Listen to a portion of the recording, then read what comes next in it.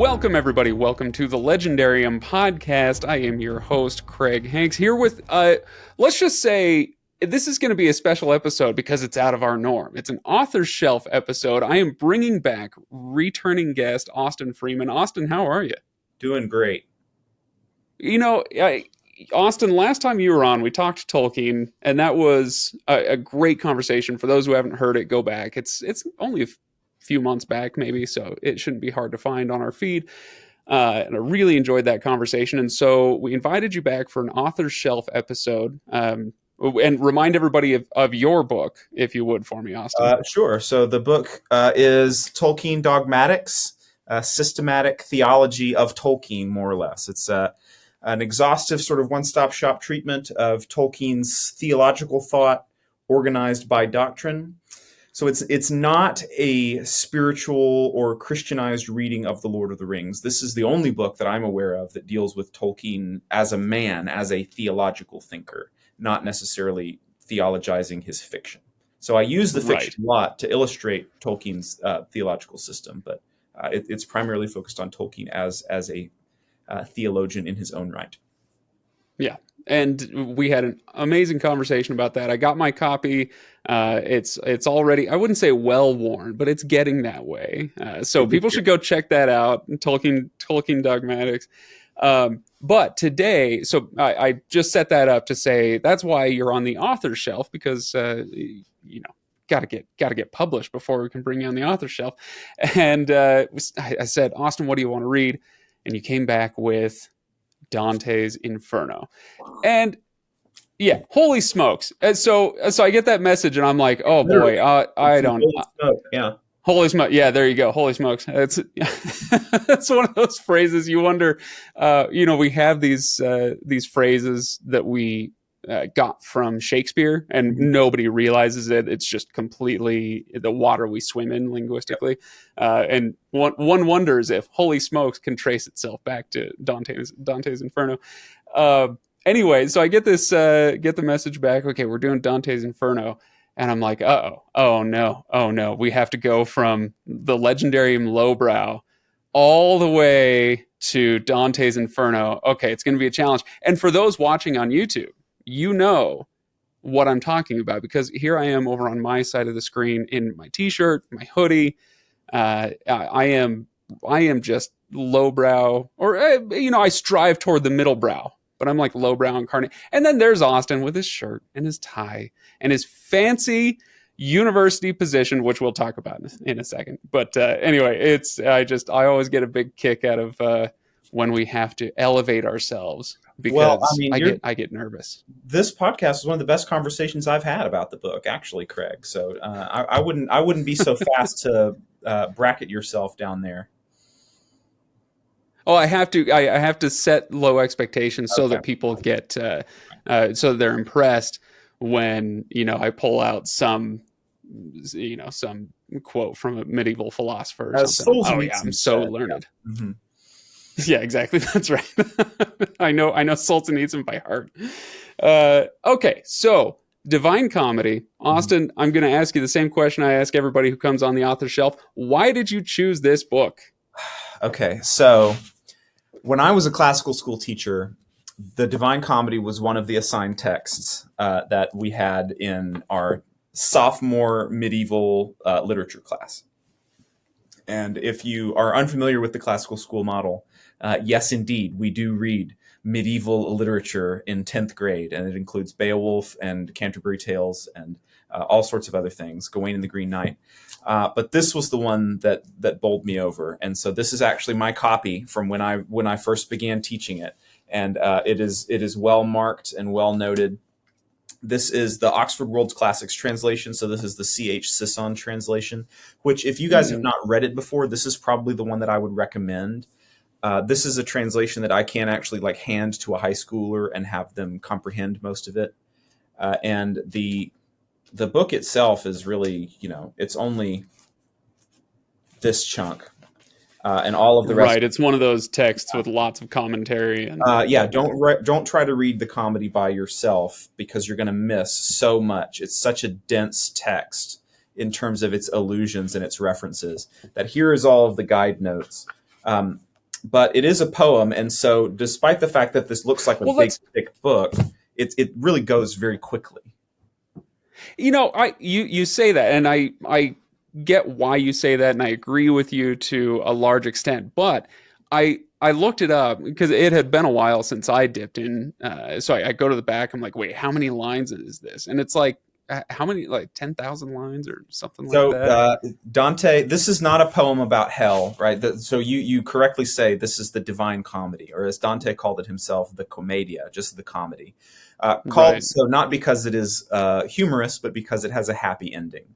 And that's right. the As original opposed to what was comedy versus tragedy. Yeah. So tragedy? Yeah. um, Dante calls it the comedy because it's a movement from hell to heaven. And so reading only the Inferno is really like reading the first Harry Potter book, or only watching Star Wars A New Hope.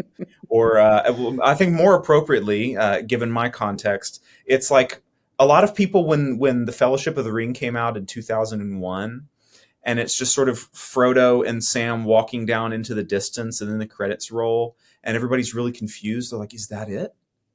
Where's the rest of the movie? And they don't realize that this Yeah. is only the first part of a much larger narrative. So the comedy as a whole, if you've read any of it, you've read the Inferno. But Inferno is Right. only the exposition. The climax isn't even in Inferno. But it's honestly one of the greatest texts ever written, just objectively genius. And Dante Well, himself, let's. go ahead. No. Go for it. Go So for it. Dante himself in the Inferno, when they get to the second circle, the first circle, the circle of the righteous pagans, he goes into this castle, and they meet all of the other epic poets. They meet Homer and Lucan and Ovid and these people. And Virgil, of course, is Dante's guide. He's the one that travels with Dante through the underworld. And it says they welcomed me as one of their company, Dante says. So in other words, he says, yeah, I am in there with Homer and Virgil as the great epic poets of all time. No And pressure. yeah, Or well, yeah, it's that's a love the humility. pretty arrogant statement to make, except, here we are, and he was right. So it's only boasting if it's not true, I guess. Yeah, no, I think that's fair. If you recognize your place, that's okay. Although, yeah, I think there's no there's no bones about it. That's an arrogant thing to say in the moment because you don't know how your work is going to be received. And as I understand it, look, I'm no scholar of the Divine Comedy, but I know that when it first came out, it was pretty well regarded for a long time. But then it fell out of favor, and people were really crapping on it through the Enlightenment years, and maybe not crapping on it, but just saying, forget it. It wasn't that important anymore. We're enlightened now. We don't need these versions of heaven and hell and all that stuff. And it wasn't until the 19th century maybe that it kind of really got resurrected as Look, it's the a same thing as foundational text. Beowulf, right? So Right. when Beowulf was discovered, it was revolutionary. It was impactful. People started taking it apart and realizing, maybe this is not all we thought it was. And it wasn't until Tolkien published The Monsters and the Critics that Beowulf began to be widely read again. But with Dante, yeah, you've got about 700 years worth of secondary literature. In the generation immediately after Dante, including his sons, were already starting to write full-length commentaries on the book, and it has remained a cultural touchstone ever since. I mean, Dante more or less invented the modern Italian language in this poem. So one of the So a bit like the Canterbury Tales that way, or something, but or this is the Shakespeare. foundation. So he didn't write it in Latin. That was one of the revolutionary things, is he wanted to show what his own native dialect could do, and that was sort of like a Wycliffe scenario. He wants to bring epic poetry to the people. He wants to give access to people and to elevate the language of the common man into the realm of myth and legend and prime literature. You're talking about the Wycliffe translation of the Bible, Yeah, right, so into let's Yeah. give it to people that are actually able to read it, and in their heart language, as it were. Yeah. So let's give a little bit more of a footing for, well, I guess anybody who's still listening at this point, 10 minutes into the podcast, I'm sure that you're at least roughly familiar, but we'll split the Inferno, or sorry, we'll split it into its three parts. You get the Inferno, you've got Purgatory, and then Paradise. It's Dante on an ascension narrative where he starts in hell and has to climb out with his guides, moving through and seeing, well, the divine comedy, really, that happy ending, trying to get to the highest level of hell. So that's it. Comes in three parts. I just looked it up. It's 14,000 lines. Okay. And just for reference, because you say, oh, it's not that long, it's pretty easy to get through. It's 3 or 4 times the size of Beowulf. It's the longest epic poems I have read more than once would be Tolkien's, actually, his unfinished versions of like the Tale of Beren and Luthien and whatnot. And he didn't quite finish them, but if he had, they would have clocked in at 4,000 or 5,000 lines probably. And then this one is 14,000. So it is a bit of a chunk to bite off, right? It is, but by no means is it going to take you as long as The Lord of the Rings or like a modern fantasy novel, like a Robert Jordan Wheel of Time or something like that. And part of the reason why it flows so quickly, or why it seems to go so fast, is because even like Dante is such a genius. He's so deliberate in everything that he's doing here that even his rhyme scheme has a theological message. Oh man. Yeah. It's okay. So can we just abandon the narrative? All ye who enter here, abandon the narrative, and let's talk symbolism, because it's one of those things. I don't know about everything, but he was writing an allegory in which he wanted pretty much everything to have a meaning, including the kind of meta text. As you say, there are 3 main poems, and it's 99 cantos plus an additional forest. Yep. So right. And so everything is kind of divisible by 3. There's some 7s and a lot of 9s in there, even some 10s, which I thought was really interesting, because in the Old Testament, 10 is as I understand it, a godly number. But in this one, 9 is the godly number because it's divisible by 3. And then when we're in the Inferno, we have a 10th circle, making it, hellish and ungodly, right? Because it's not divisible by 3. Yeah, so there's just so much of that stuff. And there's the vestibule, which is not hell proper, but it right up to 10. Yeah. So there's a reason for all of this. And before Dante begins writing this journey, he's in the universities in Florence and other places, and he's studying Dominican theology, and he's studying Thomistic theology, and he's getting back into philosophy, because this book is for Dante not just a story, it's also sort of his self-redemptive narrative, that he accuses himself of having forsaken the primary good, which is God, in pursuing political or artistic glory. And so that's where the poem starts. He says, midway along the journey that we all must take, I found myself lost in a dark wood. And he sort of it begins, as epic poems do, in media res, just in the middle of things, just thrown in. And he's already lost. He finds that he's lost, and he can't get out by himself. His life is not going the way that he thought it would. And he remembers that he was supposed to be headed somewhere. His life is supposed to have some sort of a goal. And he sees the goal in the distance, but he can't quite reach it, because there are these beasts that are lost in the forest. And every time he tries to escape, these beasts hunt him down, these besetting sins of lust and pride and vanity. And so he almost gives up hope.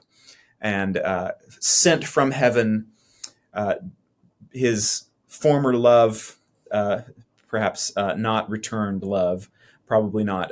Beatrice sends Virgil from the underworld to come and guide Dante through the afterlife in a final last-ditch attempt to save his soul. And so that's why we begin in Inferno, is that Dante has to sort of descend into the depths and realize the ultimate natural outcome of the form of life that he has chosen. And so Virgil guides him through each of the different sins represented by the levels of the funnel-shaped inferno, and it moves from the least bad sins all the way down to the worst, which is pride. And so Dante actually starts, the least bad sin in hell is lust, which is interesting to us in our modern culture. I think a lot of church folks, holy rollers, would want to put lust down there as the really bad one. But for Dante, if the proper love of a human life is God, then the next best thing would be something made in the image of God, which would be a human being. So if you're going to be an idolater, then being an idolater of a person is the least bad thing you can do. But he's got all of this logic for how he ranks these sins, and the punishment fits the crime or each of these sins. So the lustful, for example, are blown about by winds of passion. They have no settled firmness in themselves, and so that's their fate, as they're blown along in this black hurricane forever and ever. And Virgil represents human reason because, as you said, it's an allegory. And so Dante is able to use his philosophy. He's able to use his unguided, non-revelatory knowledge in order to see the consequences of a life of vice, and to begin to detach himself and his habits from these sorts of activities. And once he gets to the depths, and once he gets to the sin which is the most insidious of all, namely pride or self-idolatry, then Dante turns the corner, and he is able to live his life, his earthly life, in a virtuous way. And so whereas Inferno is a funnel that goes down down to the worst, Purgatorio is a mountain on the opposite side of the world. And there's a spiral around the mountain, and it goes from the worst to the least bad. And so he's sort of freeing himself of the burdens of these vices and learning to live virtuously. So he's freed himself of bad habits. Now he's beginning to develop these good habits. And so he says the soul naturally ascends upward towards God. The thing that's keeping it down is sin, metaphorically, in this allegorical framework. And so as he throws off the shackles of each of these sins, he's ascending higher and higher until he gets to the top of the mountain of purgatory. We have the Garden of Eden, the earthly paradise. This is the pinnacle of what human life on this earth can be, separated from God, separated from the divine. And this is where Virgil leaves him, because philosophy can go no further here. If you want to penetrate into the ultimate mysteries, you can't just rely on philosophy. You have to move into divine revelation. You have to go into the truths of Scripture, or the truths that are revealed in Christ and in the Trinity. And so from there, Dante ascends from the top of Mount Purgatory up into the heavens. And here it's very literally the heavens. It's the solar system. And he moves through the spheres of the crystalline spheres of each of these planets and out of space and time itself. And the poem ends with Dante's direct vision of God. And when I say ends, I mean it just ends. It just ends. Yeah, because what can you say when you're met with the ultimate unsayable, with the fountain of all being in existence? And so you see, and you are taken up into this love, and there's nothing else to say after that. You have met your ultimate goal. There's nowhere else to go. Yeah, it's interesting to me that there are two sides to the coin you were just talking about, with Virgil being the philosophical guide. As you say, you can go no further. This is as far as philosophy can take you. But on the other side of that coin, the reason Beatrice, his kind of idealized feminine character, the reason she can't be his guide through the entire thing is that the divine, she's an angelic figure. She can't descend into hell. She can't do that, which I think is, shall we call it, theologically very interesting, that there are places that the divine can't go, or shouldn't go, or something like that. Well, so Beatrice does, she descends briefly into the abode of the righteous pagans to come and get Virgil and send him to take Dante, and then she goes back up. And there's one other instance, which is one of my favorite instances in the entire book, where an angel shows up in hell. Oh gosh, I forgot. So it's always significant when Virgil can't do something. So Right. there's maybe 3 or 4 places. Virgil is very confident. He's very wise. But whenever Virgil comes up against demons in the story, they always are able to trick him and manipulate him, and Virgil is at a loss. And so that happens at least 2 times in Inferno that I'm thinking of. The first time is they get down to level 6 to the city of Dis, the infernal city. It's this city that's blazing hot like iron, that's been heated, and there are thousands and thousands of demons that are blocking the way, and they will not open the gate. Virgil has been able to sort of move Dante effortlessly through all of the other guardians of Inferno because he's on this divinely sanctioned quest, much like Blues Brothers, except older. And Okay.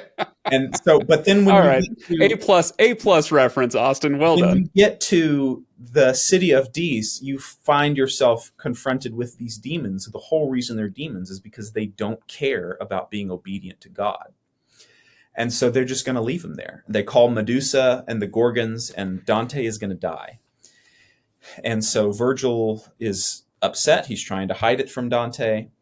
And then in the background, they hear this disturbance. And in that scene in Jurassic Park where the water starts to The vibrate, water, yeah. something is coming. They hear all of these souls howling in fear, this big rushing wind. And so they're waiting for something that's coming. And maybe now they're stuck between a rock and a hard place, except off in the distance on the other side of the hellish swamp, there's this light that's approaching. And it's not a monster, it's an angel. And it says all of these horrors around this angel, and the only thing that seems to bother him is that he's sort of waving his hand in front of his eyes because the air smells bad. And just carefree as can be, totally unintimidated, the angel walks up to this big flaming hot bars of the city of Dis that's manned by 10,000 demons, and it sort of tells them off for being rebels, and he just taps the door, and it bursts open. And he turns around and leaves, and that's it. He's accomplished his mission, and Virgil and Dante are able to continue on their quest. And every time I teach this, I always ask the students, who is this angel? And or who is this figure? And some of them want to say, oh, it's Jesus, or oh, it's Michael, or oh, it's Gabriel. No, it's nobody. It's just a random angel. And that's the point, is that the least significant, like the least remarkable figure in God's heaven is so much more powerful and so much more overwhelming than all of these armies of demons that he just busted open without an effort. You don't have to send Michael. You don't need Michael. Any of them could do this. And so that's another reason why Dante is so compelling to me, is because in our modern culture, it's the evil that fascinates us. It's always the dark characters or the anti-heroic characters or the twisted characters that are the ones that you dress up like for Halloween. They're the ones that you find fascinating. I mean, even Darth Vader and Stormtroopers, that's what the kids have on their lunchboxes. And there are very few works of literature that make the good as fascinating as evil. And Lord of the Rings is one of them. Right? We do, the ring wraiths are cool, but Gandalf is also cool, and Aragorn is also cool. And it's just not as common to find those heroes being I don't want to say idolized, being admired to the same extent as a really compelling villain. And Dante, you say that, and I think that's true in the text itself. But as you kind of alluded to earlier, the more commonly known title of this work is Dante's Inferno, because that's what people read in college or whatever, right? They know it as Dante's Inferno, not necessarily the Divine Comedy, because I think we do, if we step outside of the text, we do see that first part and go, that's the cool stuff. That's what I want to read. The fire and the hooks and the whatever. Yeah, I mean, it's flashy and it's entertaining because this is where Dante is sort of skewering his political enemies that exiled him from Florence and shoving corrupt popes down baptismal font tubes and things like that. But there's plenty of stuff. There's great passages in Purgatorio and in Paradiso. I mean, Purgatorio Inferno is more about the self and the inward life, and then Purgatorio is more about life in community. It's the political life, because time passes there, it's on Earth. It's just on the other side of the globe. And so Purgatorio is an allegory for the life of politics, and then and of human virtue. And then when you get to Paradiso, there really isn't a plot anymore. It's just a series of dialogues. You lose all of the remarkable visuals that you get in Inferno, and to a lesser extent in Purgatorio. And it becomes more about contemplation of eternal truths. So the form of the poem mimics the content that is being talked about. Dante's language changes. When he gets down to the bottom of Inferno, he uses more guttural sounding Italian words than he does when he starts. And when he gets to the top of Paradiso, to the presence of God, this is the most exalted, melodious language in the poem. So this reflection of things from the lesser, the shadowy, the temporal, the passing away, up to the eternal, transcendent. Yeah, you got to have that, because you're misinterpreting Dante if you only think that he's just this sort of haunted house tour guide that's taking you around all of these grisly torments. That's the least important thing that happens in the book. Well, yeah, I mean, I suppose from an eternal perspective, that's true. You know, if you believe in the things that Dante believed in, then yeah, that's true. But there is when you say least important, I don't know, bristle isn't the right word, but I do, my ears perk up a little bit at that phrase, because there's a concept that we still use today. But it comes from the New Testament, right? So Christ dies on the cross, and then he goes to purgatory, and then 3 days later ascends to heaven, or whatever it is. 3 days later comes back, but he ascends to heaven after going through purgatory and freeing those there, etc. So there's as the great philosopher Steve Miller of the Steve Miller Band saying, you've got to go through hell before you get to heaven. That concept, it doesn't come from Dante, but that's it. His version of it is what we all think of now, right? This, you have to go through hell before you get to heaven. So when you say it's the most important or the least important part of the book, I go, well, you know, it's the part that illustrates the importance of the others. And so I don't know if I can quite get on board with that classification. I don't know. Is that fair? Let me give you a metaphor. I see where you're going, Craig. But let's say this. If I go out to the parking lot and my car has a boot on the tire, it can't go anywhere, right? My number one priority in order to go any further is get that boot off of my car, right? So that right now, that is the most important thing I can be doing. But the goal of getting in the car is not to get the boot off. It's to turn it on and drive to the Grand Canyon. And in that sense, getting the boot off the car is just the thing that I've got to take care of before my real journey starts.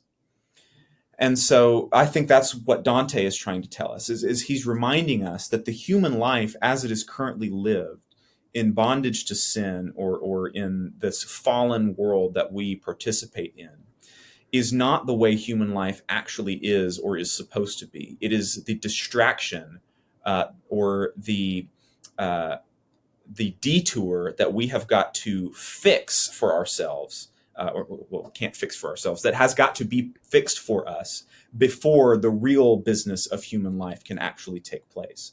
And so chronologically, yes, it's the most important that you are purified from this sin and that you move through this hell so that you can get into the better business of living. But in terms of a logical priority, it's the contemplation of the divine that Dante ends the poem with. That's the point of this whole journey. That's why Beatrice sends Virgil to go and get him, is in order for Dante to be able to get to the top of the mountain and to see the face of God. That's what I meant. No, I think it's totally fair. I think that's a great point. Far be it from me to, stress an argument with Austin Freeman. That's I appreciate a mistake I'm not going to make. I'm just kidding. Okay, so can we talk symbolism here for a minute? I've got a question for you, and then I can relate maybe my favorite lost bit of knowledge that is illustrated by Dante.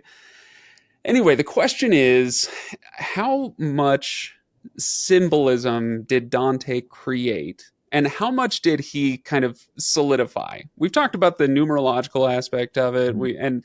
We haven't really talked much about the actual visuals of the Inferno, but a lot of popular conceptions of what heaven is, what purgatory is, what hell is, Mhm. come from our understanding or our residual cultural understanding of the Divine Comedy, right? Mhm. So the question is, how much did he create? How much was he synthesizing from the world around him? Do you have any idea on that? Yeah, so Dante is a medieval, and if you read something like C.S. Lewis's The Discarded Image, Lewis says the medievals were synthesizers, right? They were the people that loved, they would have like a big card catalog of all knowledge, and they just loved putting that stuff in order and making it all fit together. And so, in terms of the larger scale images of what hell or purgatory or heaven are like, Dante is not very original, and nor does he intend to be. He is picking up on pre-existing images from the culture and from other artistic movements at the time.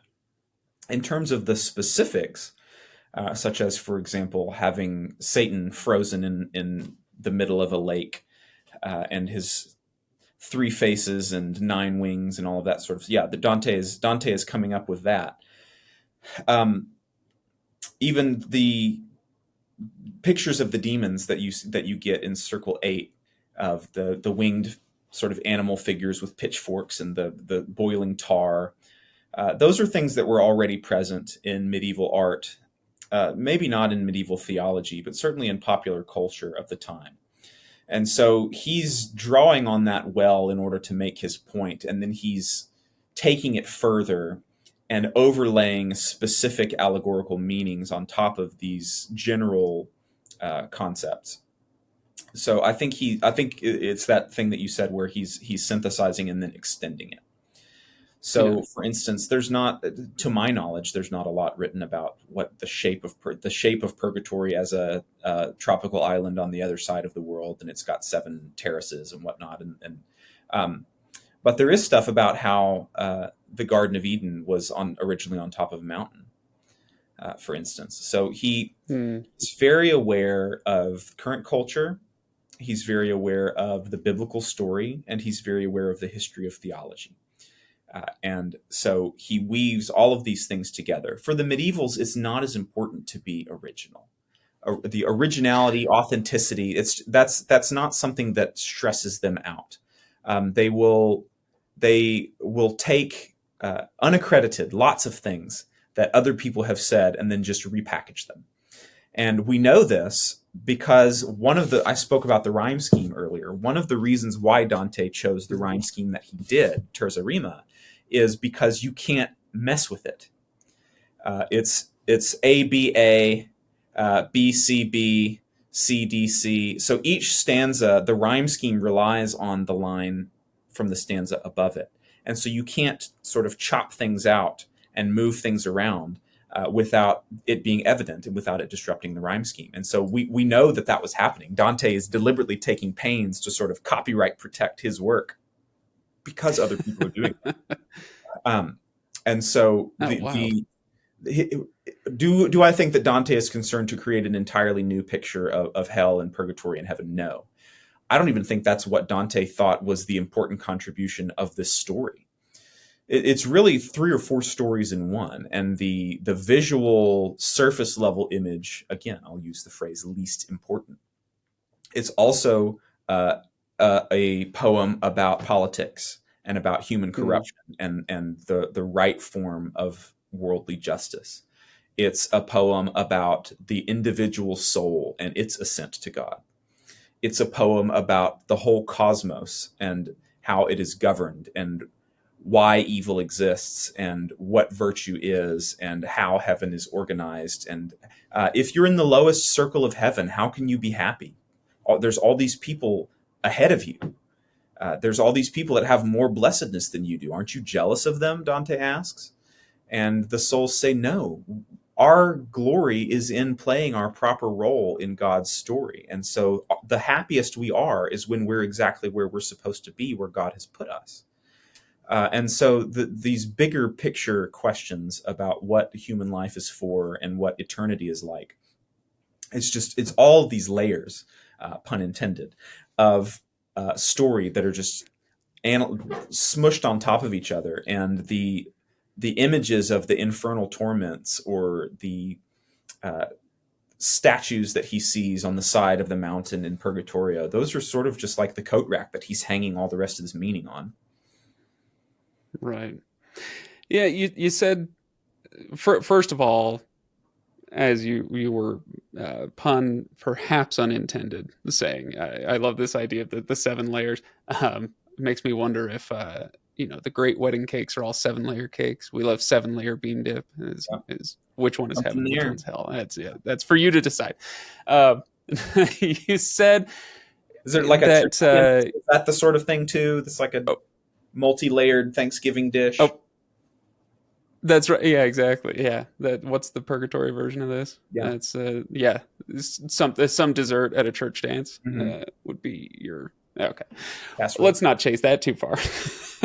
So, what was I going to say? You said something about synthesizers, and you kind of alluded to the idea that we value originality today, perhaps more than it was valued at the time. And I think I would agree with that. At least we think we value originality, but then you think about the things that are the most beloved, the most popular. Today it would be like the Marvel Cinematic Universe, or okay, maybe 5 years ago, the MCU, down to Star Wars and Tolkien. Let's take Tolkien. For those who heard my conversation with Tom Shippey a little while ago, we were talking about Tolkien and the Beowulf poet both as these great synthesizers, where there are original things in the Lord of the Rings, but not all that many when you drill down into it. Tolkien was a great synthesizer of bringing concepts and literature together into one place and then delivering it to you in a package that is that's easily digestible. And this is a type of genius all its own. So that's what Dante is doing. If I am hearing you right, he's a great medieval synthesizer, and that is genius. How perversely ambitious for somebody like Dante to say, you know what, I'm gonna write a story, and somebody says, what's it about? And he says, everything, the world. It's about everything. And so he's taking information from all around him and funneling it into one story about everything, right? It's pretty remarkable. And as this is another C.S. Lewis quote, he says that no one should ever set out to try to be original. Whenever you try to be original, you will find that you've done the same thing as 1,000 other people. I mean, look at any of our current subcultures. All of these subcultures that want to buck the trend of normalcy, and they all end up looking and sounding and behaving exactly the same. So C.S. Lewis says, don't try to be original. Try to tell the truth the best you can, and the originality will follow on its own. And I think that's what's going on with Tolkien and Dante and these other people. Is Dante's not, I mean, in some ways he's trying to do what nobody else has done. He is a poet, and he is moving towards that novelty, but it's because he's trying to press the envelope forward. He's not trying to reject the things that have come before. He's trying to extend it into new territories. And so the reason why Dante is a genius, having synthesized all of this stuff, is because Dante has a unique life, as anyone does. He has an idiosyncratic perspective on the nature of reality. And as he's honestly expressing his view and his vision about what he believes to be true, it's original automatically, because all of us can bring that different perspective to bear. But pairing with that originality also comes the excellence.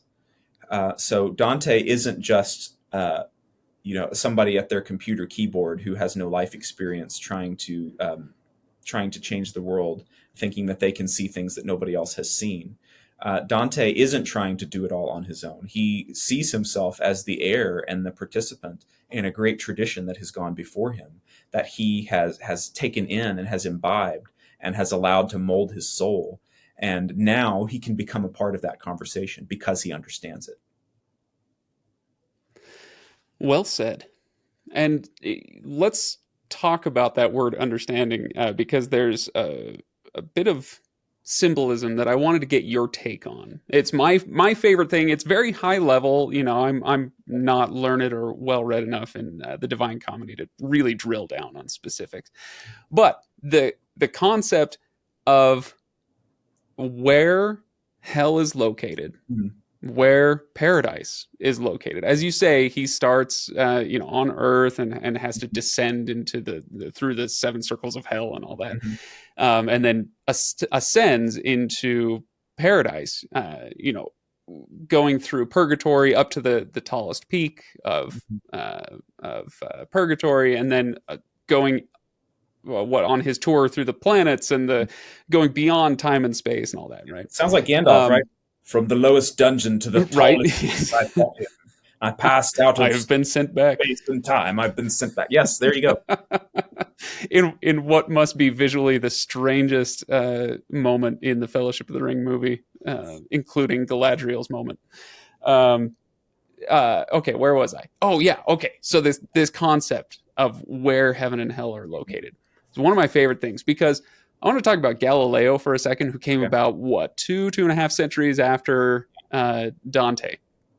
And we have this common popular conception of what Galileo did and why he was excommunicated and killed. And it's in the common telling, it's because he dethroned Earth from its valued position at the center of the universe. Earth was thought of in that Ptolemaic tradition as the center of the universe, when in fact, in reality, it was exactly the opposite. And if you read Dante, you get a lot better sense of where the medieval world actually was when it comes to the symbolism of astronomy.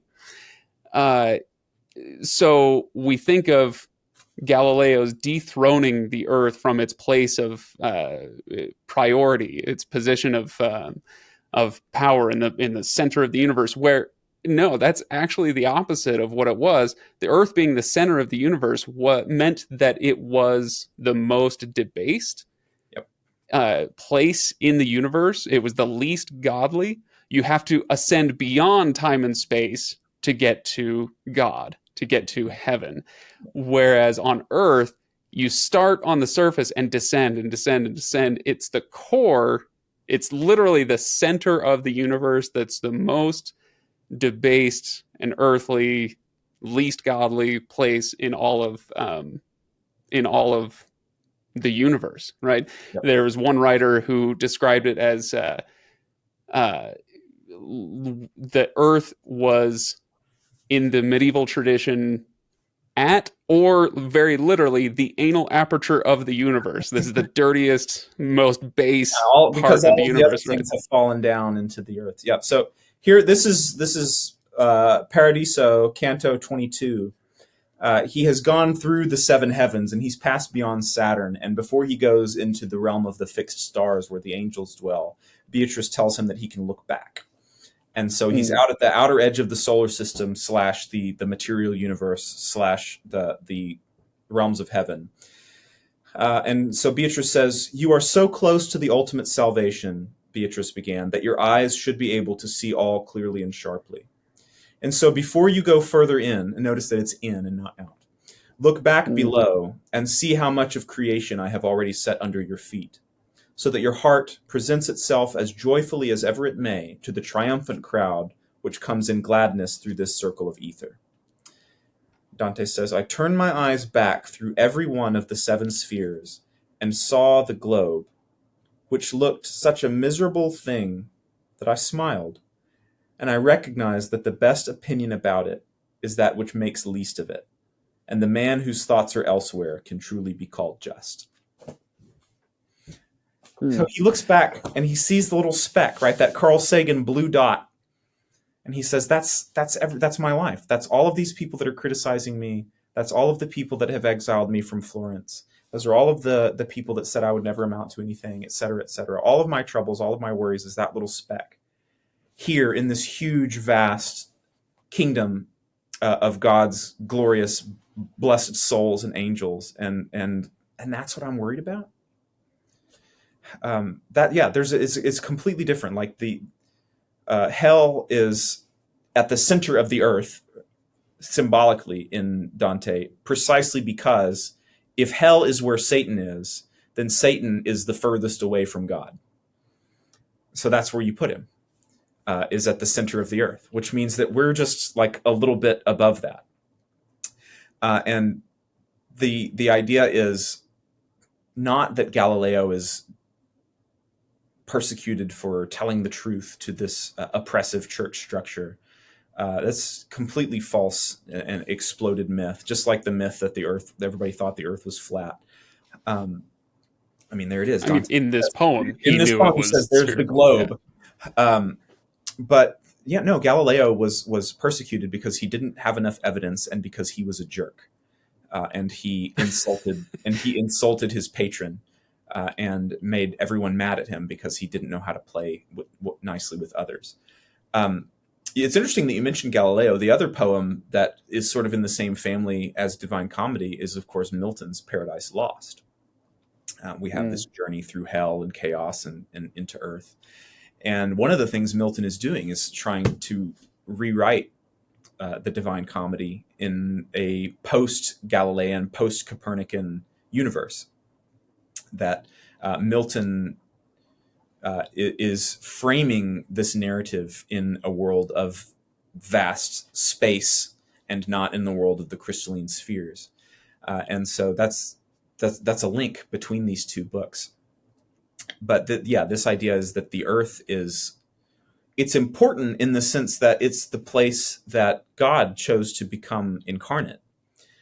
But that it's not important in itself. That God chose to become incarnate as a human being for the medievals says more about God's absolute grace and mercy and condescension than it does about, how great and powerful human beings are.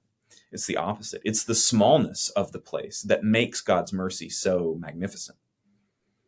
And I don't necessarily want to go too far down the theological rabbit hole here, but this conception is one that I find somewhat troubling because, like, on Dante's own terms, because as you said, the final circle of hell, the worst of the 7 deadly sins, is that of pride, and the way the temptation in thinking the way that Dante wants us to think is when you say this life is debased and worrying about the things of this world is trivial at best, right? And sinful at worst.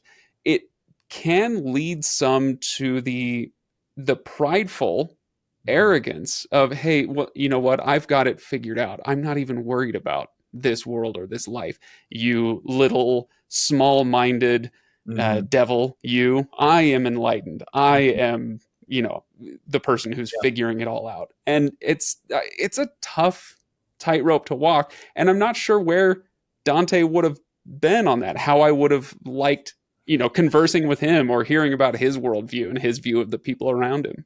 I think it is a tension or a paradox because, I mean, it's sort of like with Socrates and Plato, that Plato in the Republic has Socrates throw out all of the myth makers because they're liars. And then within the Republic, he tells like 2 or 3 new myths. So how seriously should we take them right. in this regard?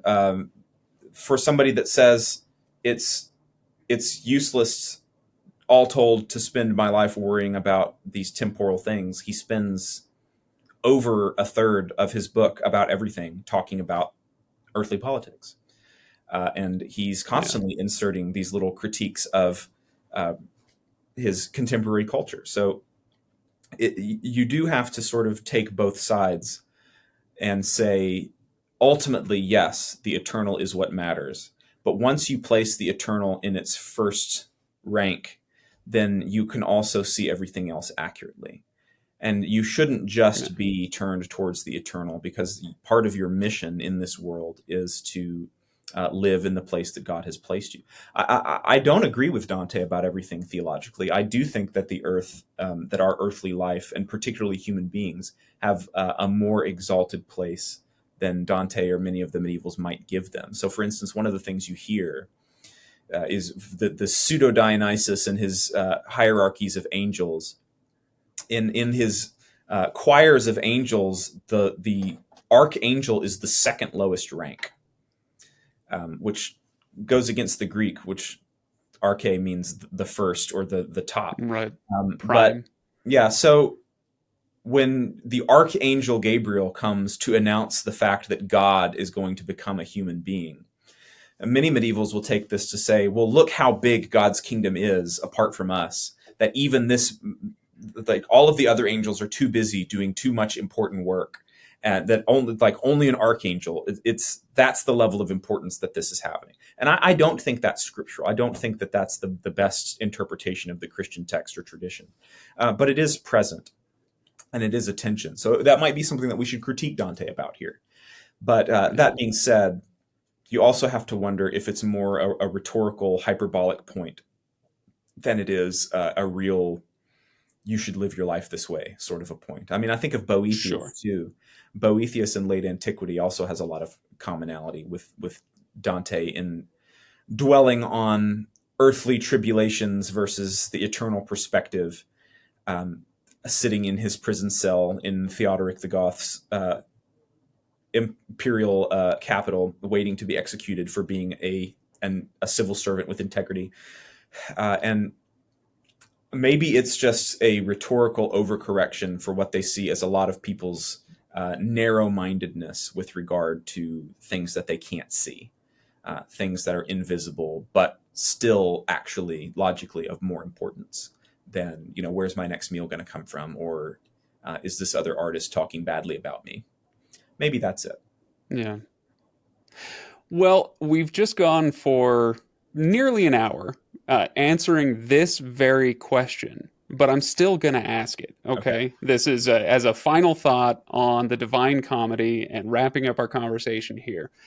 The question is, how would you convince somebody? What would you say? It's an elevator ride. You got 30 seconds.